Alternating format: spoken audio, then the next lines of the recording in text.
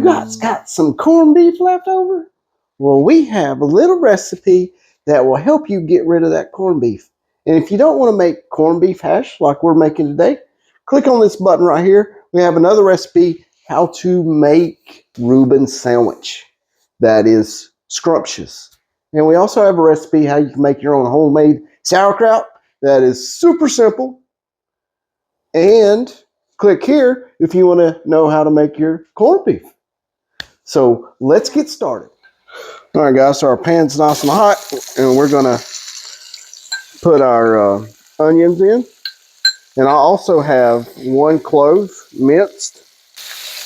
So we're going to let this saute real nice, and then we'll add our potatoes. So for our potatoes, we've already cooked those. So our onions look good. They smell great. Our garlic's cooking up real nice in here. We're already starting to get a nice little tan color where they're caramelizing. And then we're going to add our potatoes. And like I said, I already pre-cooked these. So they're nice. The skins are already starting to come off, but they're good and tender.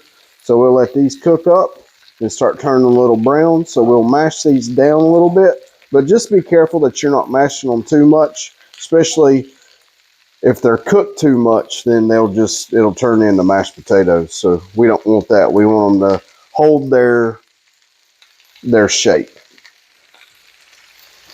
Now. So we're going to take our spatula and just kind of go under and push up so we're not breaking these up. Listen to that sizzle. Talk about smelling good. It smells wonderful.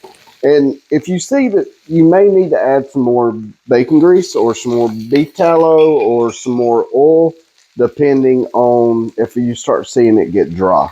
So we're going to add some black ground pepper. All right, we're going to let that cook a little bit longer, and then we'll get our corned beef in there. No.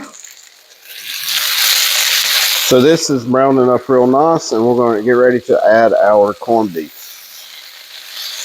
We're just going to stir this around just a little bit more. Look at those potatoes getting a nice golden brown. And we are using Yukon Gold. These would be good just the way they are, but adding corned beef makes it nice. And you shouldn't have to salt these potatoes because the corned beef is going to add the salt flavor. Boy, that's a big one. Maybe I should have used a bigger cast iron. So we're going to start mixing this in, folding it in, being careful we're not breaking our potatoes up. Boy, listen to that sizzle. Man, this smells good. So we finished up. We fried a couple eggs, put on there.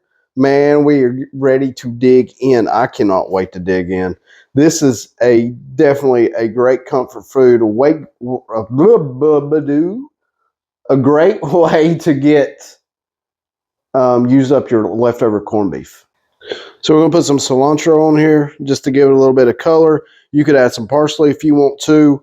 Also, too, I like to actually add some fresh jalapeno to mine, but my youngest son is wanting to try this, so I did not add the jalapeno. That would add a little bit too much heat maybe for him, so I wasn't for sure. So we hope you liked this short little video. Make sure you do a thumbs up, subscribe, share with your family and friends. Make sure you comment. We appreciate you watching. God bless. Hey, Chef, we're recording. Oh, whoops.